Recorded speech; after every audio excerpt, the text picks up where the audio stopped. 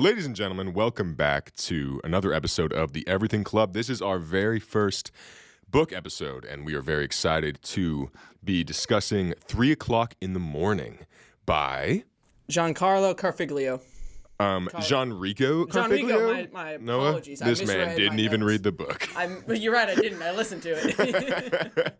Well, before we get into this Italian masterpiece, let's just go ahead and introduce ourselves real quick. My name is Keilan Morrissey, organizer of Tupperware lids, pusher of shopping carts, cutter of wrapping paper, drainer of pasta water, opener of stuck jars, and flicker of those door stoppers that go twang. And my co-hosts are... You took my fucking bit. You took my bit, and I will not stand for this. My intro was all I had in this goddamn... And you took it a step further. Listener, for context, Noah has always introduced himself as Noah Boink, user of all 5 senses. No, that one was just last time. I try to switch it up every time.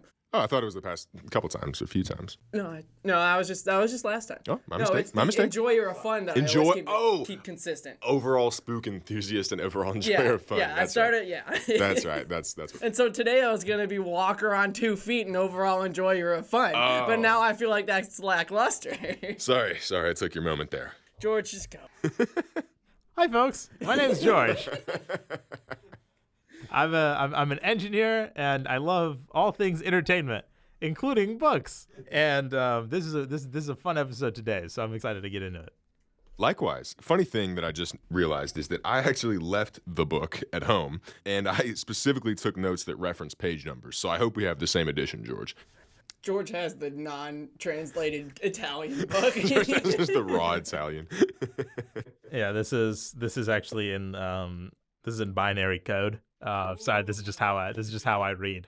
Oh yeah, boys, how are we all doing today? Today specifically or overall? Let's go with today specifically. All right, so ladies and gentlemen, I'm just gonna take the reins here. I'm gonna go first. I have a lot to say about this city and what it has done to me today specifically. There is nothing of interest going on right now. Literally nothing. And yet everyone decides they need to park downtown. Well, there's a Blues game. No, the Blues aren't playing well enough to constitute that amount of parking. They're 500. They're doing all right. What does that mean? They're 500. They have the same amount of wins as losses. Like they're 16-16 and some amount of overtime losses. Hockey lingo. And they're losing against Buffalo. Oh, 17-16-4. I'm sorry. We're just above. No, technically we have a losing. We're losing because they're 20 losses. Apparently Noah speaks in binary too. It's a lot of numbers. They do wins, losses, and overtime losses. Overtime losses count less than actual losses. Sure. So they've lost 4 times in overtime, 16 in regular, and then they've won 17 games. But like, we've done recordings during Blues games before. Have we? I didn't know that. Yeah, because I have to divert my path every single time when I'm driving by Enterprise. And it has never been this bad. Like, George and I were on the phone, like, over half an hour, trying to figure out where to put. We were following each other around the city. Listener, to really add insult to injury here. Keilan pulled up and got a spot immediately. I pulled up directly in front of the library's main entrance, and a woman was driving off from a spot, and I pulled right in, and it was free parking. So I was in here for like 35 minutes whilst Noah was still seeking a parking spot. I did give him 7 cents for his gas money, though. So shows what a generous friend I am. So He's a saint. From Lewis. Someone else start talking. I'm just going to whip myself up again. Okay. For movies, music, books, and more, join Keilan, Noah, and George, your ultimate entertainment hub. Welcome to the Everything Club. How about in place of our usual check-in life update, because we have a lot. George has been to Toronto. It was just Christmas. I'm sure there's a lot of things we could update each other on. How about we each just say like a color that embodies how we're feeling in this moment? I would say orange. George? Reddish orange. Reddish orange. Okay. All the colors of fire. Blue, yellow, red, orange, all of it. Blue. Yeah, like the center of the George, flame. you have watched Avatar: The Last Airbender, my guy. What are you talking about? I like it. You went there before scientific knowledge for him. Well, yeah, but I mean, Azula's fire is blue. because it burns hotter. Blue fire is hotter. Exactly. I'm surprised that's what tripped you up. If I'm being completely honest. I've heard that there can be green fire with certain chemicals. Yeah. Oh, you can make fire with any color. Any color? Rainbow? Yeah. All Rainbow isn't a color. all 7 colors at once in equal distribution? Let me show you. In the same flame? In a candle? Okay, why are we... Well, I mean, if a candle is emitting light, isn't it emitting all spectrum, like even infrared? Okay. All right, now let's get into our light question round, Yeah, shall maybe we? we should move on. Listener, to those of you who might be joining in on this episode with no prior knowledge of our format, we're going to hit you with some light questions pertaining to the subjects and themes of this book, 3 o'clock in the morning. Then we're going to get into a general discussion of the book, what we liked, what we didn't like, thoughts, feelings, reactions. Then we're going to close out on a heavy question round pertaining to the same or even deeper themes, mayhaps. While George, I think, does a little bit of Googling about fire and if a rainbow candle is possible, Noah, I would like to ask you, what is the longest you've ever stayed up? You know, I want to say it was sometime like during high school. You know, I would never pull like an all-nighter during a school night. So Yeah. like I want to say maybe 24 hours, if that. I remember being younger, I wanted to try and pull an all-nighter, but it like almost never happened. Like I'm a guy that needs his sleep. I'm getting to the point. I'm 22. I'm going to bed at 9:30. Yeah, respect. You also have an especially early morning That's routine. true, but like yeah. still, you know, like I can't really stay up anymore if I wanted to, Yeah. and I think I've always sort of been that way. Yeah. So I guess I think I've pulled like one all-nighter in my entire life. So I'm gonna say about 24 hours, I got you. if that. Ooh, rainbow fire. George just showed us a looping video of rainbow fire. Amazing. Yeah, no. Yeah, got to Like, get that sleep hygiene dude, for sure. I couldn't do what they're doing. At least not without partaking in caffeine and stuff, which I don't do anyway. Yeah. Understandable. George, Yes. if you were forced to stay awake for 2 days straight with your father, what would be one main thing that you would do with him?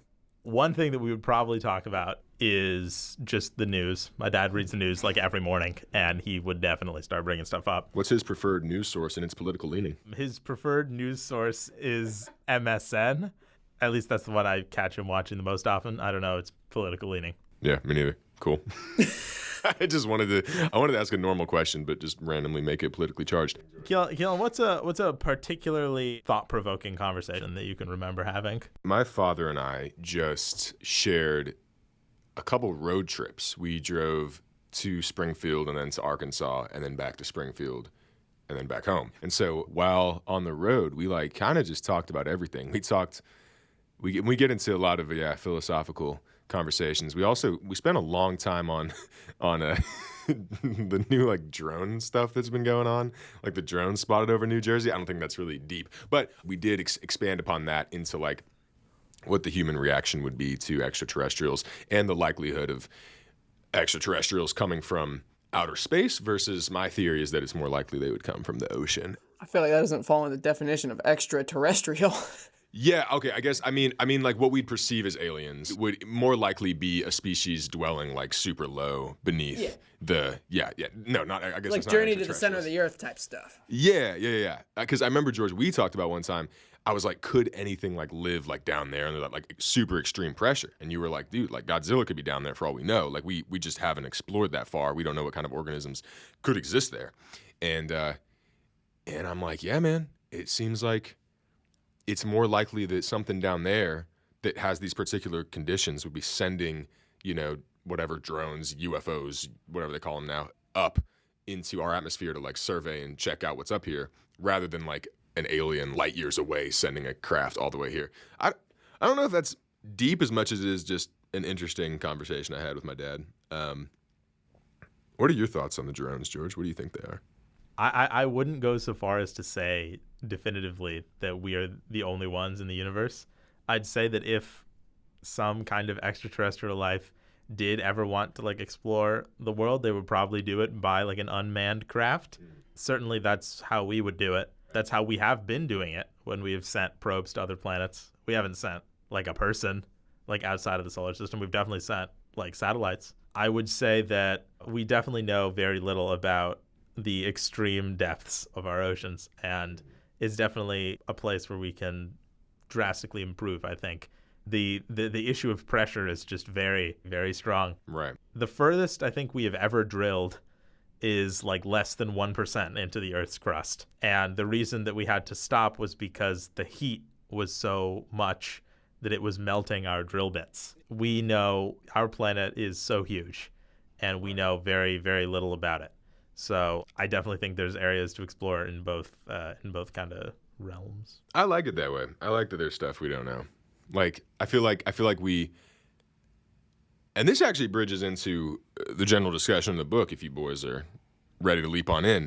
So this book, 3 o'clock in the morning, tells the tale of an 18-year-old living in Italy by the name of Antonio, and his father is estranged from him. Antonio is diagnosed with epilepsy. He is having sort of these recurrent seizures that affect his daily life. He goes to Marseille to see a neurologist named Gaston. Gaston. How do you say it? I don't know. Something like that. You got it. It is Marseille, though. Oh. Is that right? Okay. Marseille? Okay. I always said Marseille. Yeah, he goes to Marcelli's and sees Doc G. And most American possible way to say it. He went to Marseille and got to see his Doc G. In the town of Frankie. In Frankie. Frank. So he begins taking these pills for a couple years, and it basically quells the epileptic symptoms, but then he has to return to Marseille and see Gaston. And basically the doctor says, okay, you can stop the pills. We think you might be cured, but just to be sure, we're going to try and induce stressful situations by keeping you up for 48 hours. Yeah, we're going to see if that triggers the symptoms, and if not, if you can stay up for 48 hours without a seizure, then you're pretty much cured. And yet, this is what Antonio and his estranged father are tasked with doing, and it leads them to wandering the city for 48 hours, trying to find things to entertain them and keep them awake, and along the way, they have discussions about life, about each other, about his father's past, and a lot of things are revealed and unraveled. A lot of things are left a mystery. Let's start with the last line of the book. The line that was written by Antonio's father when he said, anyone who thinks mathematics isn't simple just doesn't realize how complicated life is. And I thought that was kind of a cool notion, the ways that we perceive and understand the world, even though it gives us this sense that it's so complicated. We have this wealth of knowledge and we understand everything, that there's still a lot that we don't understand about the world and about ourselves. And that's not to downplay the fields of math and science by any regards. But I think same is true of art and whatnot. Like nothing can capture like everything. There's just too much existence and too much depth of our experiences, you know? Wait, briefly just on that point, because my comment will not be on the book itself. It will not be related to the story of the book itself. At least for me, having gone through my undergraduate years studying math and science, I would say that almost everybody that I was friends with could honestly say the same, that they left feeling like they knew less than when they went in, which is very interesting. I think that as much as like studying all this stuff has really kind of influenced the way that I look at things, it's also influenced how little I know that we know about stuff. Yeah. And how difficult it is in engineering to like create things or like design things, knowing that you will never have like a perfect model of anything, because you can't, like, we just don't know. Like, there's things that we're not accounting for. And it gets even more crazy because let's say we even did know everything. It is not feasible for us to like model and like understand every like thing that is acting on like a particular system in order to capture all of it and create something meaningful. So oftentimes it's like, how much can we get away with not knowing when it comes to designing something, rather than it is about knowing. Philosophically, I would say it's quite interesting to have a semblance of knowing what you don't know, because that is also just a very humbling and I'd say also motivating experience to like a lot of people that I know who do like research and things. Like, they do that because we have no idea about stuff. Yeah. And the reason that they devote so much time to doing that kind of thing is because like they want to know. They're driven to know. Yeah, that's awesome, man. I mean, I feel like, yes, if science and whatnot is a drive to know and to understand, like, more and more. You know, I feel like art can be a drive to create and to capture more and more, but neither of those thirsts, I feel, are truly ever quenched. Coming back to the point of life is just more complicated than any one medium or field. I just think that's a cool concept. But yes, Noah, let me ask you this. So Noah, you listened to this as an audiobook. Yes. How was it in that form? Like, how was the narration? Because I don't even know like who narrated it or what kind of. I don't remember who narrated it either. Admittedly, I listened to this book like several weeks ago. Yeah. Back when we thought we were gonna be able to do it several weeks ago. Yeah. It made it easier to understand the emotions behind what was being written because I didn't have to try to guess. Someone was reacting to it for me. It was a good listen. It was a really good listen. I really enjoyed it, and I don't think I would have enjoyed it as much if I had read it because I'm not that big on reading. I'm a visual person. Right. I mean, you said you listen to podcasts. Yeah, I listen to a lot of podcasts while I'm working. Yeah. Yeah, I was able to listen to it while I was working and keep up pretty well, unless I was like really focused, and I'd be like, wait, what the fuck did he just say? What happened? Yeah. Why is he having sex all of a sudden? What's going on? Right. I got some notes on that. Started to get a little bit of that Rebel Moon syndrome up in here. Do you mind if I segue from there? Yeah, we can. Keilan really wants to talk about the sex. Yeah, he really wants to jump to If there's one thing that Keilan really wants to talk about right now, it's definitely the sex. Yeah, that's all that I wrote. The book concludes or nears its conclusion at this party where Antonio befriends this woman named Marianne, who I think is like 30. And whilst his father is just taking a nap, Marianne just kind of welcomes him back into her bedroom. And they just do it. And they just bang one out. But it was written much more poetically than that. Yeah, they just fucked. Yeah. It was. I think the exact translation was "they fucked." Period. End of chapter. And I'm like, that's an interesting way to wrap up their adventures is with the dad napping and the son just having sex in the other room. I mean, I've seen that trope before where a sexual encounter can sort of symbolize that coming of age into adulthood. And I didn't really get it when I read it, but I was skimming back through the book and I remembered that there was a couple other points that maybe kind of tie it together. There's a point where the dad talks about how he had sex with a prostitute when he was younger and it was sort of a coming of age thing culturally for him, and that it wasn't that stigmatized at the time, it was kind of just a normal thing for a group of friends to do. And then there's also a scene where they go and they stumble upon a porn shop and the dad is like, hey, you want to check this out? But the way he asked it was if you were here by yourself or if you were with friends, would you go in? And he's like, yeah, I would. So he's like, okay, let's not make it weird. Let's just go in. And then it turned out being very weird and they didn't stay long. But the theme of sex was kind of woven throughout the story more than I had realized. That's something that I was actually going to touch on too, was that even in the very beginning, it really felt out of place at the time, but he was talking about this one girl that he met when he was 14, 15 or something. And they had done some stuff, but out of nowhere, it's just and that was my first kind of sexual experience. I'm like, okay. That's what the dad said, or what Antonio said? That's what Antonio said.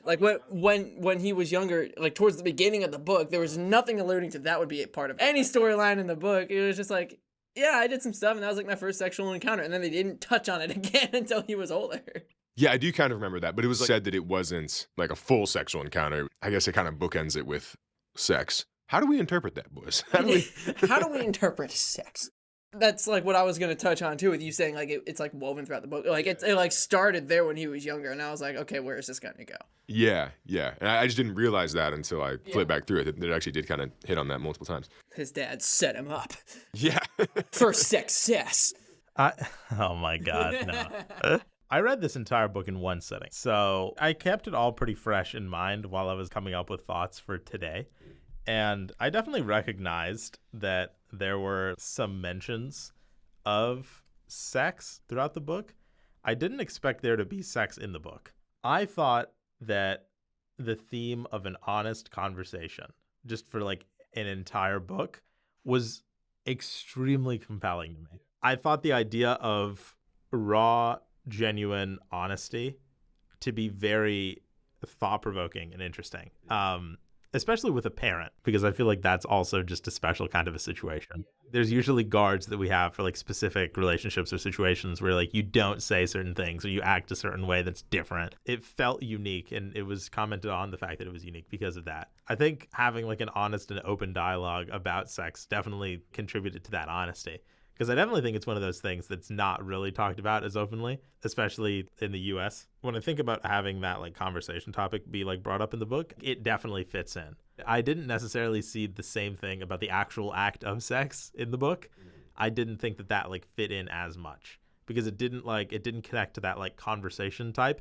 And it was actually a moment where I thought that the theme of honesty broke down when they didn't talk about it. That was the part of the book where I thought that awkwardness that seeped in came back. Maybe it was deliberate because that was the end. And after that, you know, he said that they returned home and they just didn't really reestablish that depth after that. So maybe it kind of was symbolic of now they've had all this experience of sharing and openness, and now he's an adult and they're sort of returning to their old roles in a way for the remainder of his father's life. No, it seemed pretty bookendy kind of a moment. I'd say that at that moment, at least in my opinion, that's where like I could see like the cracks starting to form and like the honesty like part of the book.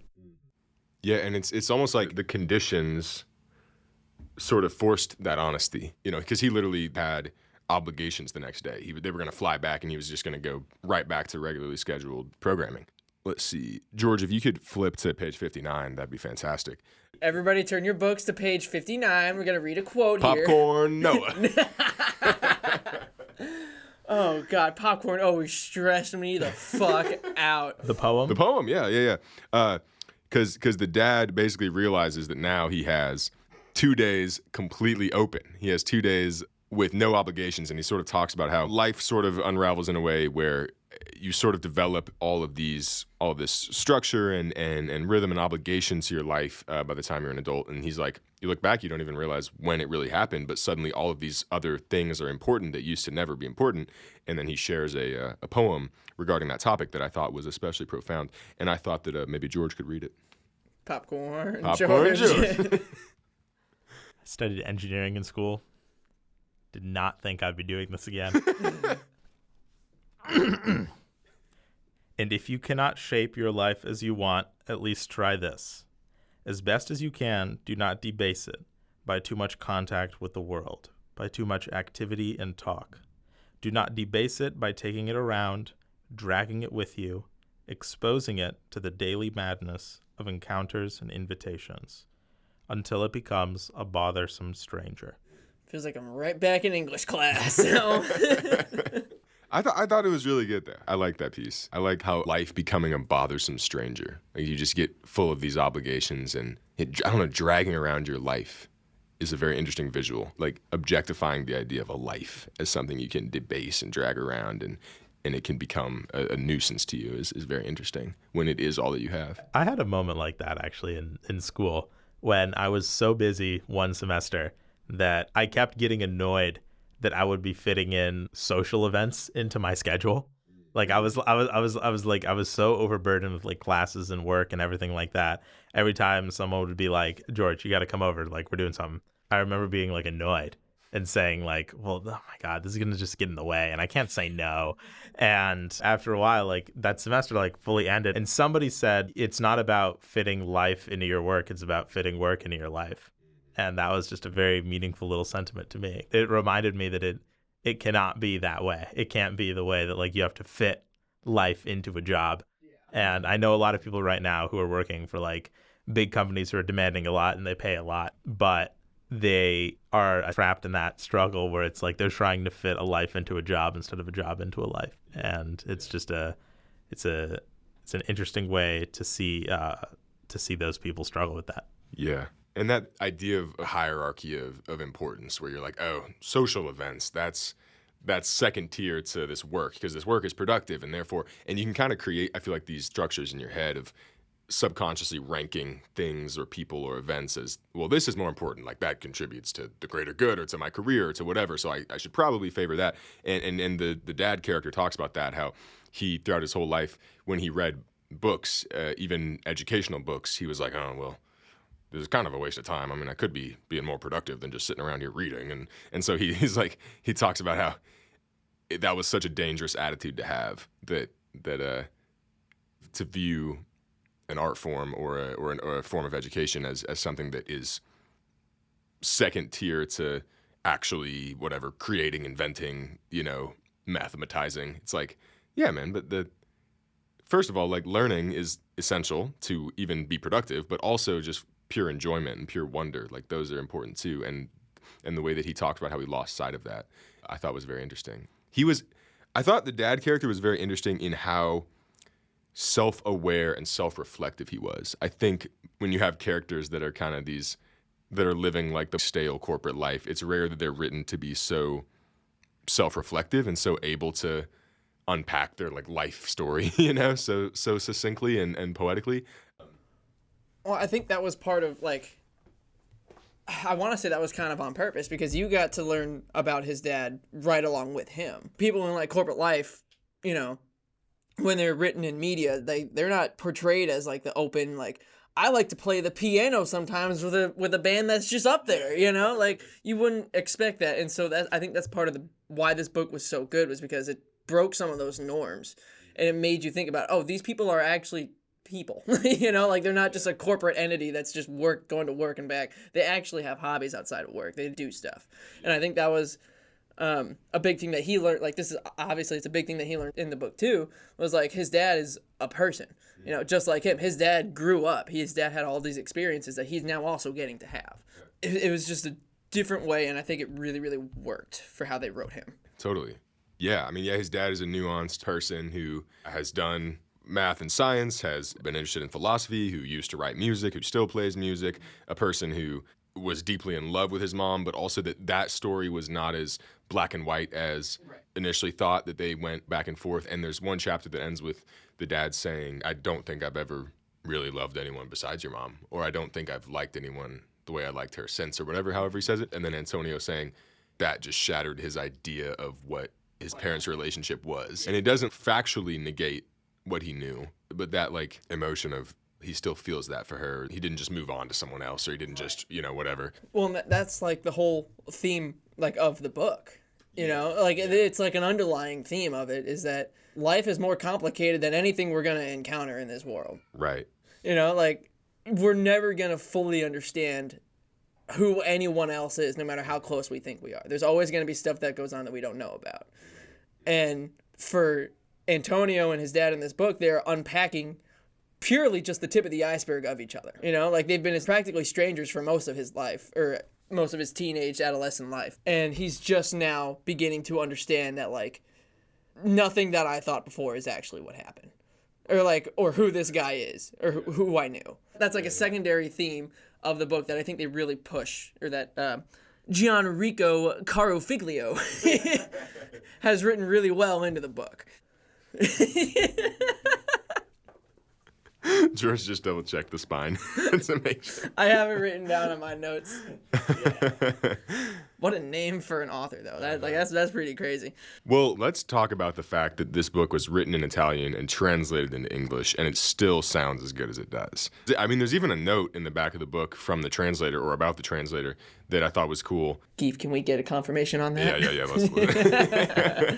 But the fact that a book that wasn't written in English sounds this good and this poetic and this natural in English, where the dialogue is believable, the word choice is just so immaculate. It's a testament to the author's writing, but also to the job of the translator. I don't think I've read a ton of books that have been translated like that entirely, but finding words that convey the meaning, because different languages translate exactly or may mean slightly different things, or one adjective may have a different connotation in one language than it does in English. And so to make it sound that good is very impressive. Who's the translator, George? Let's give him or her a shout out. Howard Curtis. Howard Curtis. Nice. I've seen like a note from the translator like a couple of times in just different books that I've read, and it's always interesting to see.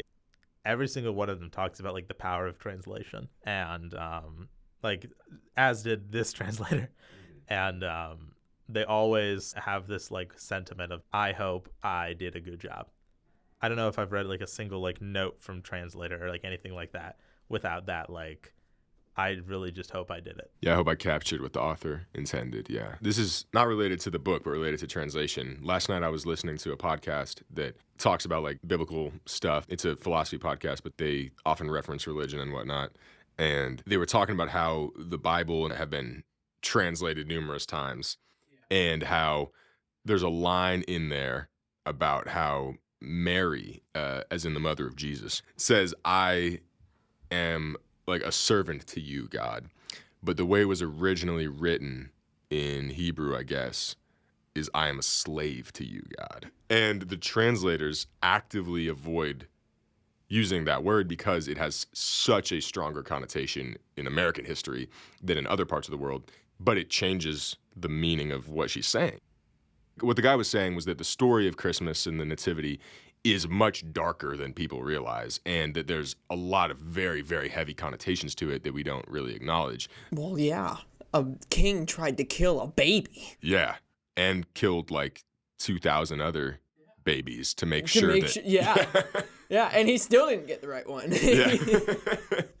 I have like zero biblical knowledge, but I just thought that was an interesting thing about the power of translation, that one word can, you know, if it has a certain connotation in one society, it might be changed, but then it can change what the author really intended, and it can just change the essence of the story. So really cool how well this book was done. Well, we don't know. I guess we don't know. I guess it might mean something totally different in Italian. That's what I'm saying. I'm like, we really are at the mercy of these people. Turns out in Italian, this book is about Maybe Gianrico actually just wrote "they fucked," and then Howard translated it. He took his own little spin on it. This particular time of year, I spend on like a lot of reflection, and between Christmas and New Year's, I spend thinking about the year and writing down everything that I thought was like significant, and just some goals for like the next year, like things that I want to do and want to accomplish. So having a deep book like this, or like a book about honesty, that felt right to read at this time of year when I was thinking about 2024, when I was thinking about 2025. And there were things, they talked about some pretty serious stuff with like a light kind of energy towards the conversation. But the one line, it got late very early, that definitely had me thinking for a little bit. The dad mentioned that Antonio remembered that his office was small, like when going to the university. And as someone who just realized that misunderstandings are possible, I didn't want there to be any misunderstanding, so I clapped for my dad when he like came off the stage, because he said that I know that it was a reasonable assumption to believe that he knew I was proud of him, but he didn't want there to be No room for questioning. there should be no room, so he clapped like everybody else. Yeah, that's powerful stuff.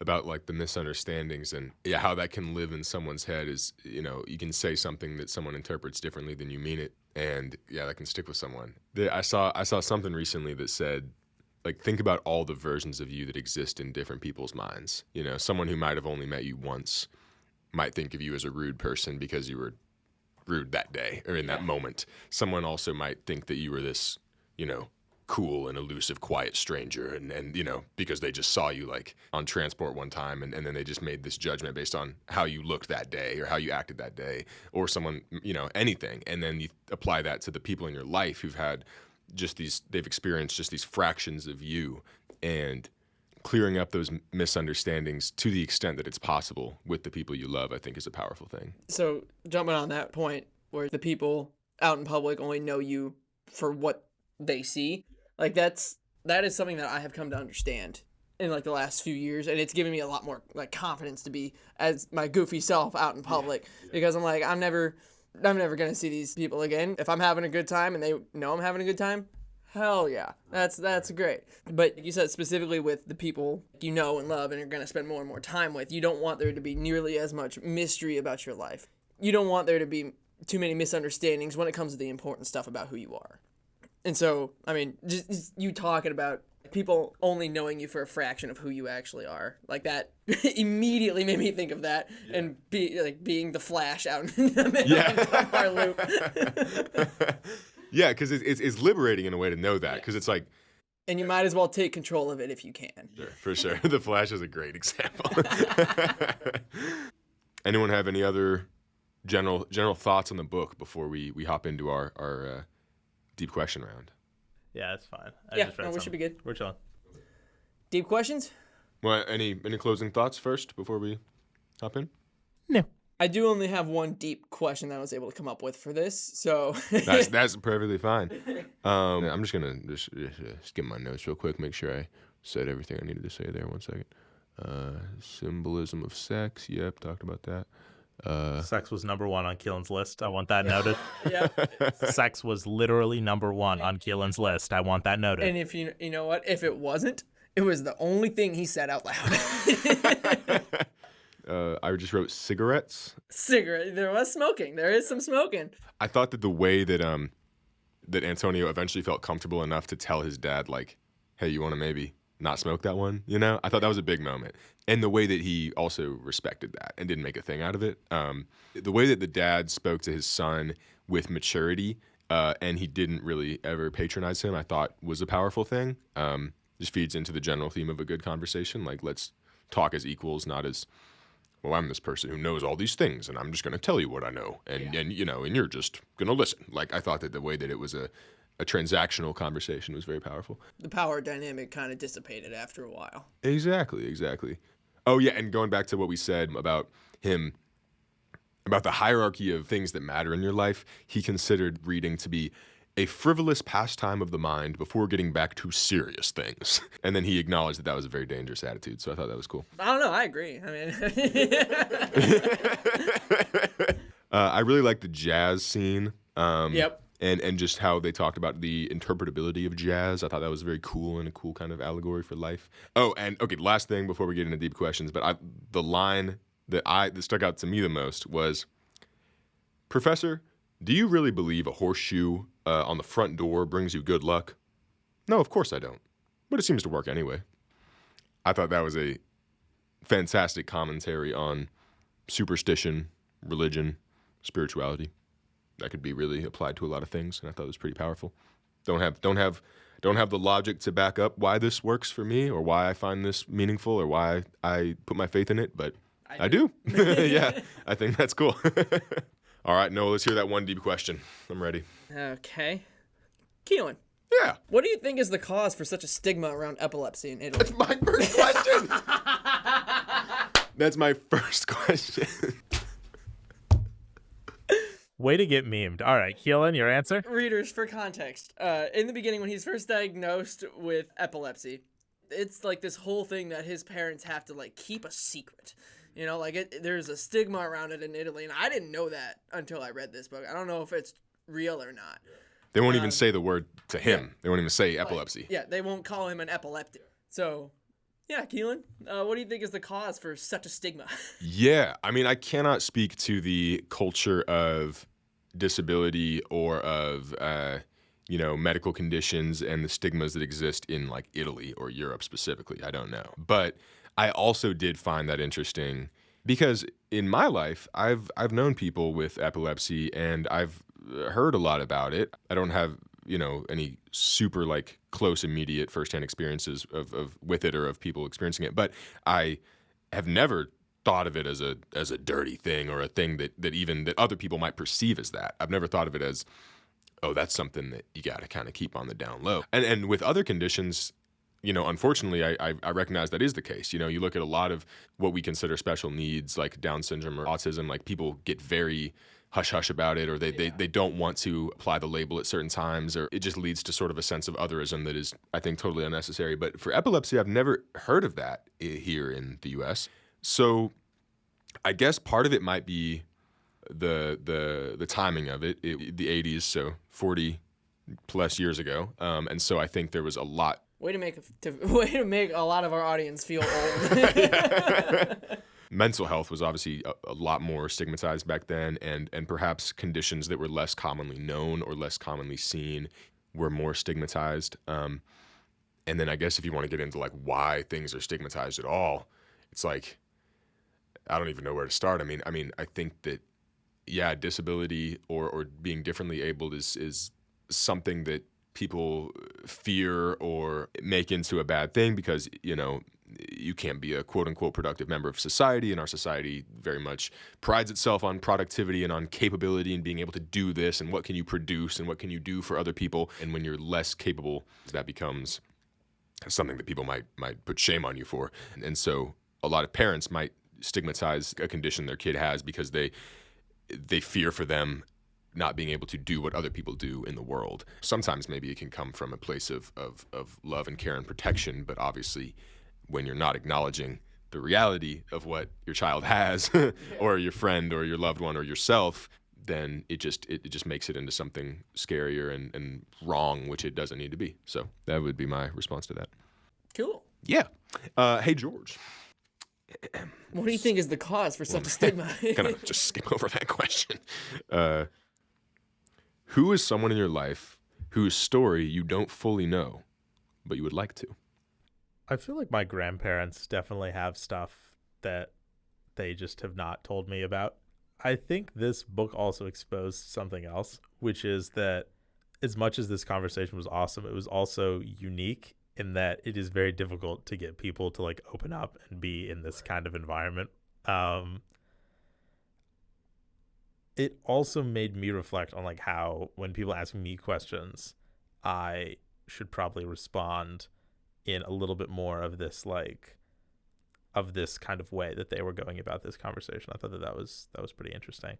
But my grandparents definitely have a wealth of stuff that they've never told me. They grew up in an entirely different age, and their perspectives on things, I know like what they think of things now, but I think there's quite a bit of storytelling that has not been as much explored as it probably could. It also is interesting because I feel like anybody over the age of like 40 or like 50, whenever they get asked a question, will respond with equal parts advice and narrative. And I think I'm going to start asking questions, prefacing the fact that I just want a story rather than a meaning, and that I will extract it if I feel as if it is necessary. Not in like an arrogant way, but in an understanding that I probably have the ability to remove a narrative from a story and less that it needs to be spoon-fed. But yeah, definitely my grandparents. When people tell stories or recount like their experiences, and they talk about it in the book, how people, when asked to describe themselves, they give these neatly packaged stereotypes. They convey it in a way that is convenient for someone else to understand. And it's like, man, no, give me how you felt. Give me what you experienced, what you lived. Like, I want to know that. And maybe in telling it, you'll find something new yourself. Like, don't just tell me this condensed kind of neatly packaged version of you, like, because that's not what we are. As the main premise of the book is we're all much more nuanced than that. So yeah, I'm with you, bro. Yeah, I was about to say time check 4:26. No, for the final deep question of the day, I feel as if these kinds of conversations and these kinds of like deep thoughts almost always happen, at least to me, at night. Oh yeah. What would you say is the significance of like nighttime, or like the idea that like things are late and that's when thoughts come, or at least to you? Yeah, to me, I attribute that to exhaustion. Like when you're getting sleepy or you're getting tired and stuff, you're ready to be done with the day. You kind of lose a lot of that drive to censor yourself a little bit. Your true self really seems to come out like when it comes to, your thoughts. You're tired, you're not thinking straight, you're going to start thinking things. Not necessarily bad things, but like you're going to be like, that doesn't feel right. Hey, like you start to lose a lot of that filter that you might have in your regular day-to-day life. So with that comes more open and just direct conversation about things that you wouldn't necessarily talk about, because we can say for each other, like the amount of like times that we spent in Keilan's parents' basement, we've had a lot of conversations that we wouldn't normally have, say, if we were at school. And I attribute a lot of that to, we're tired, we're goofy, we just want to go to bed, but we don't want to go to bed yet because we're having a good time. So that could also be something that's like, we're tired, but we don't want this to end yet, because once we go to bed, we're going to be back to the way things were tomorrow morning, and we're not going to want to talk about this later. So I think it's a combination of being tired and knowing that if we don't talk about this now, we don't know when we're going to get a chance to talk about it because we're not comfortable talking about it when we're fully awake. Not chatting about this over morning coffee. Right. Yeah. I don't see us three going into a sex shop in the middle of the day. After a long day, Yeah. I'm not saying we would anyway. We stumble across lotions and potions in Chicago. We might just wander in. Our curiosity gets amplified with how much more tired we get. Delirium is an amazing stimulant for conversations. I agree. All right, gents, we need to wrap up. We have 2 minutes left in our reservation here. Thank you, listeners, so much for listening to us discuss 3 o'clock in the morning by Gianrico Carofiglio. Carofiglio, yes, an astounding author. And thank you to Howard Curtis for that fantastic translation. We'll see you on the next episode of the Everclub thing. Bye, guys. Bye. Bye-bye.